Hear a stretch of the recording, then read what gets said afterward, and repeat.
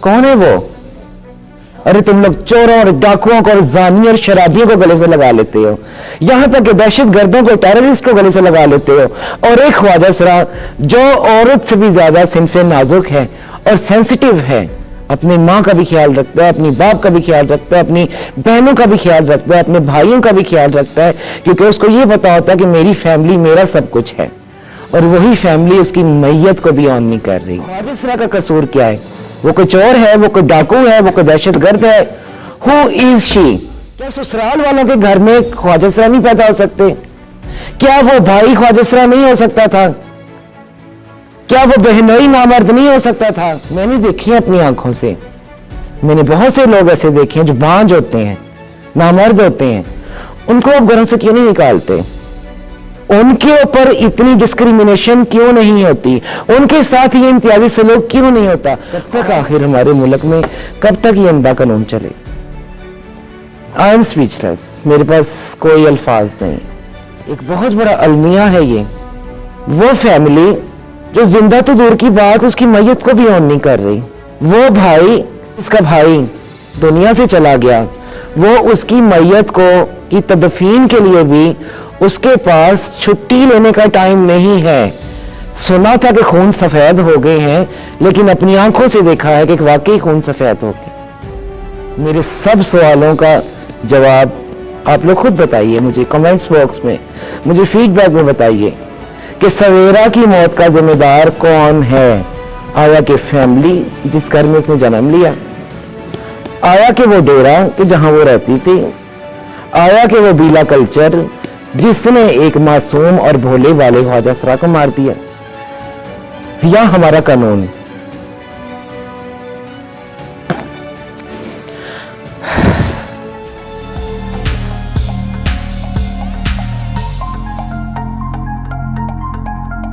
पकड़ा गया वो बंदा, एक हफ्ते बाद हमें खबर मिली कि वो बंदा पकड़ा गया, क्योंकि हमने एक हफ्ते बाद वो पकड़ा गया। हमने एहतजाज करने का भी बोला पुलिस वालों को, बार बार हमने रिक्वेस्ट की कि प्लीज खुदारा इसका कोई हल निकाला जाए, उसके कातिल को सजाए मौत दी जाए, लेकिन कुछ भी नहीं बना।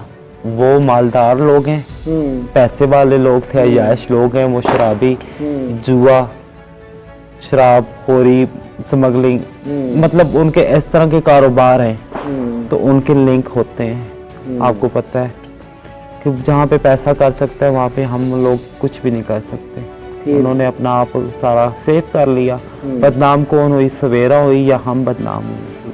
उसके बाद मैं वहाँ पे नहीं गई, मेरी हिम्मत ही नहीं पड़ी। तो नाजरीन, आपने सुनी काशी जान की रोदात, एंड आई एम स्पीचलेस। मेरे पास अल्फाज नहीं है कि इतने दिलखराश वाक़े का मैं क्या रिमार्क्स दूं। मुझे कुछ समझ नहीं आ रहा। इस वाक़े ने मुझे खुद खामोश कर दिया। मैं सख्ते में आ गई हूं। मुझे समझ नहीं आ रही कि मैं माशरे का जिम्मेदार ठहराऊं, मैं फैमिली का जिम्मेदार ठहराऊं, मैं उन गुंडे मवाली लोगों का जिम्मेदार ठहराऊं, या कानून के मुहावसों का जिम्मेदार ठहराऊं। कौन है जिम्मेदार इस चीज का? एक मासूम जान अपनी कम्युनिटी को सेफ करते करते, उनको सिक्योर करते करते, उनकी इज्जतों को बचाते बचाते दुनिया से चली गई, और आज भी उसके कातिल दंदनाते फिर रहे हैं। ये एक अफसोस का मकाम है हमारे कानून के आला ओहदेदारान के लिए। शायद उसकी फैमिली उसको जिंदगी में सवेरा को ऑन कर लेती तो आज सवेरा कत्ल ना होती, क्योंकि वो गुंडे मवाली लुच्चे बदमाश लोग जो थे उनको पता था कि इसके पीछे कोई नहीं आएगा, ये लावारस है, ये बेआसरा है, और कमजोर और बेबस जान के उन्होंने इन सब ख्वाजसराओं को दरिंदगी का निशाना बनाया। वाह, मैं तो दाद देती हूं उनकी मर्दानगी पे। ये चूड़ियां मैं उतार रही हूं। ऐसे मर्द जो खुसरों के ऊपर, हिजड़ों के ऊपर, जिसके मीनिंग्स ही ना मर्द हैं, ना मर्द के ऊपर हाथ उठाना मर्दानगी समझते हैं ना, ये चूड़ियां मेरी तरफ से उनको तोहफा है। वो इसलिए कि एक ख्वाजा सरा को मारा और एक दीवार को मारा, सेम बराबर है। अरे इतने मर्द हो तो किसी मर्द के साथ मुकाबला करो। एक नामर्द जिसका मीनिंग्स, ख्वाजा सरा के क्या मीनिंग्स हैं? What is the meanings of transgender? ख्वाजा सरा, हिजड़ा, मोरत, नामर्द।